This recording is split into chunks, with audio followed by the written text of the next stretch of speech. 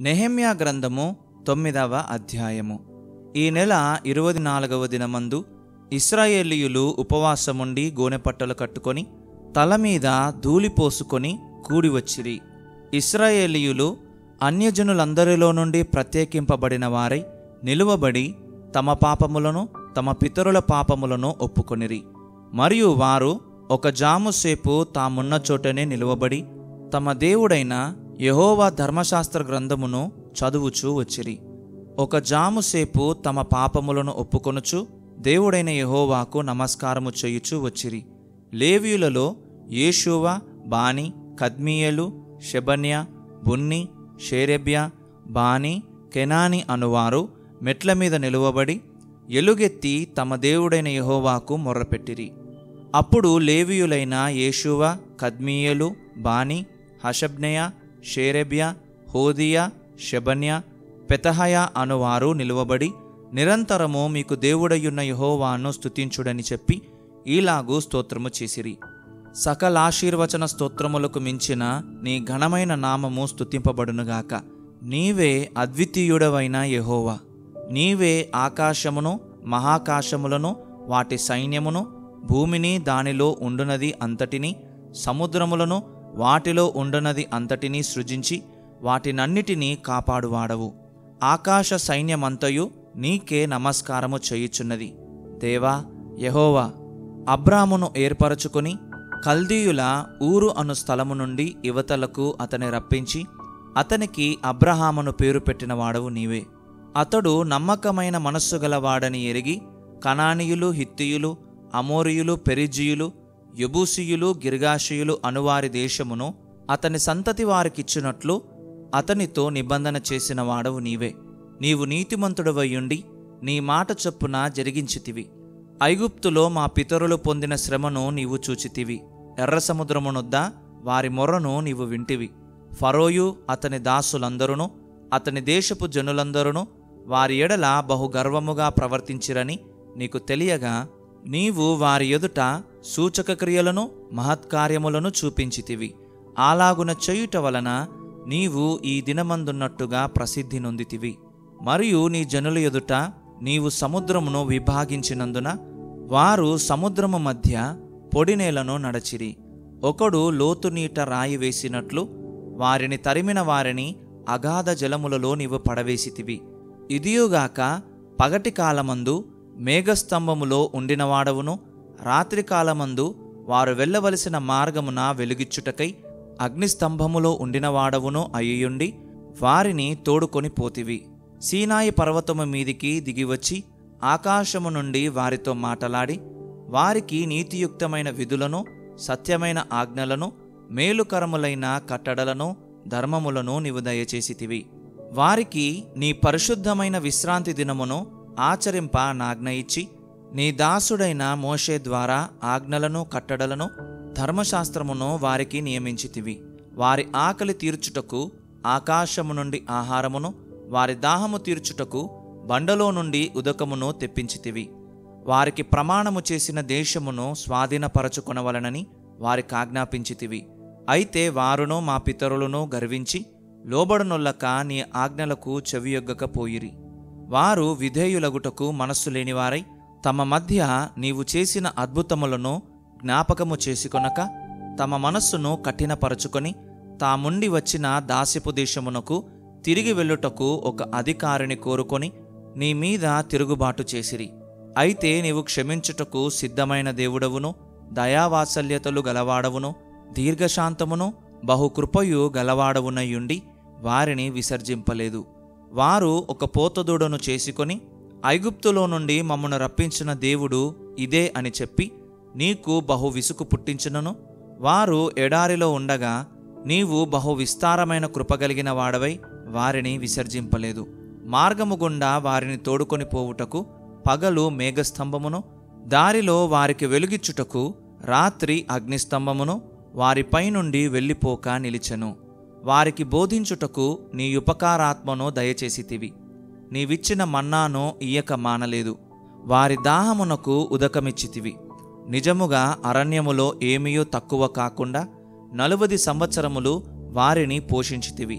వారి వస్త్రములు పాతగిలిపోలేదు, వారి కాళ్లకు వాపు రాలేదు.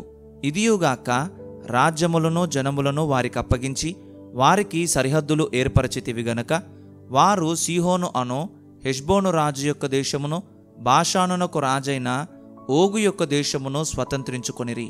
వారి సంతతిని ఆకాశపు నక్షత్రములంత విస్తారముగా చేసి ప్రవేశించి స్వతంత్రించుకొనున్నట్లు వారి పితరులకు నీవు వాగ్దానము చేసిన దేశములోనికి వారిని రప్పింపగా ఆ సంతతి వారు ప్రవేశించి ఆ దేశమును స్వతంత్రించుకొనిరి. నీవు కనానీయులను ఆ దేశవాసులను జయించి తమకు మనస్సు వచ్చినట్లు చేయుటకు వారి రాజులను ఆ దేశ జనులను వారి చేతికి అప్పగించితివి. అప్పుడు వారు ప్రాకారములు గల పట్టణములను, ఫలవంతమైన భూమిని స్వాధీనపరచుకొని సకలమైన పదార్థములతో నిండియున్న ఇండ్లను, త్రొవ్విన బావులను, ద్రాక్ష తోటలను, ఒలివ తోటలను, బహు విస్తారముగా ఫలించు చెట్లను వశపరచుకొనిరి. అలాగున వారు తిని తృప్తి పొంది మదించి నీ మహోపకారమును బట్టి బహుగా సంతోషించిరి. అయినను వారు అవిధేయులై నీ మీద తిరుగుబాటు చేసి నీ ధర్మశాస్త్రమును లక్ష్యపెట్టక త్రోసివేసి నీ తట్టు తిరగవలెనని తమకు ప్రకటన చేసిన నీ ప్రవక్తలను చంపి నీకు బహుగా విసుగు పుట్టించిరి. అందుచేత నీవు వారిని వారి శత్రువుల చేతికి అప్పగించితివి. ఆ శత్రువులు వారిని బాధింపగా శ్రమకాలమందు వారు నీకు మొరపెట్టినప్పుడు ఆకాశమందుండు నీవు ఆలకించి వారి శత్రువుల చేతిలో నుండి వారిని తప్పించుటకై నీ కృపా సంపత్తిని బట్టి వారికి రక్షకులను దయచేసితివి. వారు నెమ్మది పొందిన తరువాత నీ ఎదుట మరలా ద్రోహులు కాగా నీవు వారిని వారి శత్రువుల చేతికి అప్పగించితివి. వీరు వారి మీద అధికారము చేసిరి. వారు తిరిగి వచ్చి నీకు మొరపెట్టినప్పుడు ఆకాశమందుండు నీవు ఆలకించి నీ కృపచొప్పున అనేక మారులు వారిని విడిపించితివి. నీ ఆజ్ఞలను విధులను ఒకడు ఆచరించిన ఎడల వాటి వలన వాడు బ్రతుకును గదా.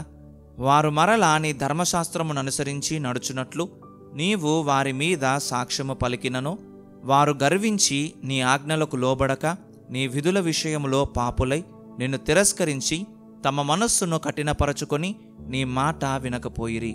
నీవు అనేక సంవత్సరములు వారిని ఓర్చి నీ ప్రవక్తల ద్వారా నీ ఆత్మచేత వారి మీద సాక్ష్యము పలికితివి గాని వారు వినకపోయిరి. కాగా నీవు ఆయా దేశములలోనున్న జనుల చేతికి వారిని అప్పగించితివి. అయితే నీవు మహోపకారివయ్యుండి వారిని బొత్తిగా నాశనము చేయకయు విడిచిపెట్టకయు ఉంటివి. నిజముగా నీవు కృపాకనికరములు గల దేవుడవై ఉన్నావు. చేసిన నిబంధనను నిలుపుచు కృపచూపునట్టి మహాపరాక్రమశాలివియు భయంకరుడవునగు మా దేవా, అష్షూరు రాజుల దినములు మొదలుకొని ఈ దినముల వరకు మా మీదికిని, మా రాజుల మీదికిని, ప్రధానుల మీదికిని, మా పితరుల మీదికిని, నీ జనులందరి మీదికిని వచ్చిన శ్రమ ఎంతయు నీ దృష్టికి అల్పముగా ఉండకుండునుగాక. మా మీదికి వచ్చిన శ్రమలన్నిటిని చూడగా నీవు న్యాయస్థుడవే. నీవు సత్యముగానే ప్రవర్తించితివి, కాని మేము దుర్మార్గులమైతిమి. మా రాజులు గాని, మా ప్రధానులు గాని, మా యాజకులు గాని, మా పితరులు గాని నీ ధర్మశాస్త్రమును అనుసరించి నడవలేదు. నీవు వారి మీద పలికిన సాక్ష్యములనైనను నీ ఆజ్ఞలనైనను వారు వినకపోయిరి. వారు తమ రాజ్య పరిపాలన కాలమందు నీవు తమ ఎడల చూపించిన గొప్ప ఉపకారములను తలంచక నీవు వారికిచ్చిన విస్తారమగు ఫలవంతమైన భూమిని అనుభవించియుండియు నిన్ను సేవింపకపోయిరి. తమ చెడు నడతలు విడిచి మారు మనస్సు పొందరైరి. చిత్తగించుము, నేడు మేము దాస్యములో ఉన్నాము. దాని ఫలమును, దాని సమృద్ధిని అనుభవించున్నట్లు నీవు మా పితరులకు దయచేసిన భూమి యందు మేము దాసులమయ్యున్నాము. మా పాపములను బట్టి నీవు మా మీద నియమించిన రాజులకు అది అతి విస్తారముగా ఫలమిచ్చుచున్నది. వారు తమకిష్టము వచ్చినట్లు మా శరీరముల మీదను మా పశువుల మీదను అధికారము చూపుచున్నారు గనక మాకు చాలా శ్రమలు కలుగుచున్నవి. నెహెమ్యా గ్రంథము 10వ అధ్యాయము. మేము ఒప్పుకొని చెప్పిన దానిని బట్టి ఒక స్థిరమైన నిబంధన చేసుకొని వ్రాయించుకొనగా మా ప్రధానులను, లేవీయులను, యాజకులను దానికి ముద్రలు వేసిరి. దానికి ముద్రలు వేసిన వారెవరనగా అధికారియగు హకల్యా కుమారుడైన నెహెమ్యా, సిద్కియా, షెరాయా, అజర్యా, ఇర్మియా, Pashhur, Amariah, Malchijah, హట్టూషు, షెబన్యా, మల్లూకు, Harim, Meremoth, ఓబద్యా, దానియేలు, గిన్నెతోను, బారూకు, మెషుల్లాము, అబియా, మియామిను, మయజ్యా, బిల్గయి, షెమయా. వీరందరూ యాజకులుగా ఉండువారు. లేవీయులు ఎవరనగా అజన్యా కుమారుడైన యేషూవ, హెనేదాదు కుమారులైన బిన్నూయి, కద్మియేలు, వారి సహోదరులైన షెబన్యా, హోదియా, కెలీటా, పెలాయా, హానాను, మీకా, రెహోబు, హషబ్యా, జక్కూరు, షేరెబ్యా, షెబన్యా, హోదియా, బాని, బెనీను అనువారు. జనులలో ప్రధానులెవరనగా పరోషు, పహత్మోయాబు, ఏలాము, జత్తు, బాని, బున్ని, అజ్గాదు, బేబై, అదోనియా, బిగ్వయి, ఆదీను, అటేరు, హిజ్కియా, అజ్జూరు, హోదియా, హాషుము, బేజయి, హారీపు, అనాతోతు, నేబై, మగ్పియాషు, మెషుల్లాము, హెజీరు, మెషేజబెయేలు, సాదోకు, యద్దూవ, పెలట్యా, హానాను, అనాయా, హోషేయ, హనన్య, హషూబు, హల్లోహేషు, పిల్హా, షోబేకు, రెహూము, హషబ్నా, మయషేయ, అహియా, హానాను, ఆనాను, మల్లూకు, హారిము, బయనా అనువారు. అయితే జనులలో మిగిలినవారు అనగా దేవుని ధర్మశాస్త్రమునకు విధేయులగునట్లు దేశపు జనులలో ఉండకుండా తమ్మును తాము వేరుపరచుకొనిన యాజకులు, లేవీయులు, ద్వారపాలకులు, గాయకులు, నెతీనీయులు అందరును దేవుని దాసుడైన మోషే ద్వారా నియమించబడిన దేవుని ధర్మశాస్త్రమును అనుసరించి నడుచుకొనుచు మన ప్రభువైన యెహోవా నిబంధనలను, కట్టడలను ఆచరించుదుమని శపథము పూని ప్రమాణము చేయుటకు కూడిరి. వారి భార్యలు, వారి కుమారులు, వారి కుమార్తెలు తెలివియు బుద్ధియు గలవారెవరో వారును ఈ విషయంలో ప్రధానులైన తమ బంధువులతో కలిసిరి. మరియు మేము దేశపు జనులకు మా కుమార్తెలను ఇయ్యకయు, వారి కుమార్తెలను మా కుమారులకు పుచ్చుకొనకయు నుందుమనియు, దేశపు జనులు విశ్రాంతి దినమందు అమ్మకపు వస్తువులనే గాని భోజన పదార్థములనే గాని అమ్ముటకు తెచ్చిన ఎడల విశ్రాంతి దినమున గాని పరిశుద్ధ దినములలో గాని వాటిని కొనకుందుమనియు, 7వ సంవత్సరమున విడిచిపెట్టి ఆ సంవత్సరములో బాకీదారుల బాకీలు వదిలివేయుదుమనియు నిర్ణయించుకొంటిమి. మరియు మన దేవుని మందిరపు సేవ నిమిత్తము ప్రతి సంవత్సరము తులము వెండిలో 3వ వంతు ఇచ్చెదమని నిబంధన చేసుకొంటిమి. సవరింపబడిన రొట్టె విషయములోను, నిత్య నైవేద్యము విషయములోను, నిత్యము అర్పించు దహనబలి విషయములోను, విశ్రాంతి దినముల విషయములోను, అమావాస్యల విషయంలోను, నిర్ణయింపబడిన పండుగల విషయంలోను, ప్రతిష్ఠితములైన వస్తువుల విషయంలోను, ఇశ్రాయేలీయులకు ప్రాయశ్చిత్తము కలుగుటకైన పాప పరిహారార్థ బలుల విషయములోను, మన దేవుని మందిరపు పని అంతటి విషయములోను అలాగుననే నిర్ణయించుకొంటిమి.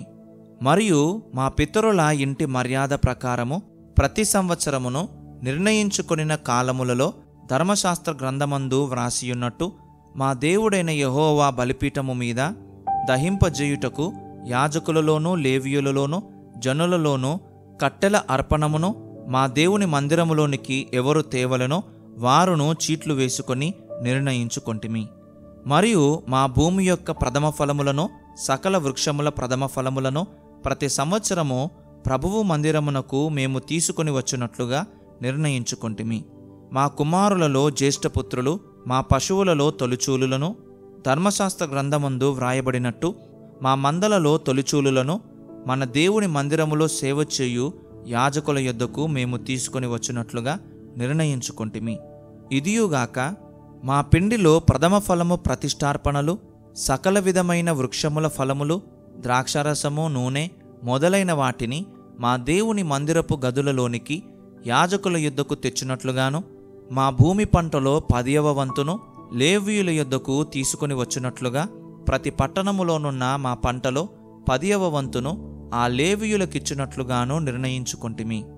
లేవీయులు ఆ 10వ వంతును తీసుకొని రాగా అహరోను సంతతి వాడైన యాజకుడు ఒకడును వారితో కూడా ఉండవలెననియు, 10వ వంతులో 1 వంతు లేవీయులు మా దేవుని మందిరంలో ఉన్న ఖజానా గదులలోనికి తీసుకొని రావలెననియు నిర్ణయించుకొంటిమి.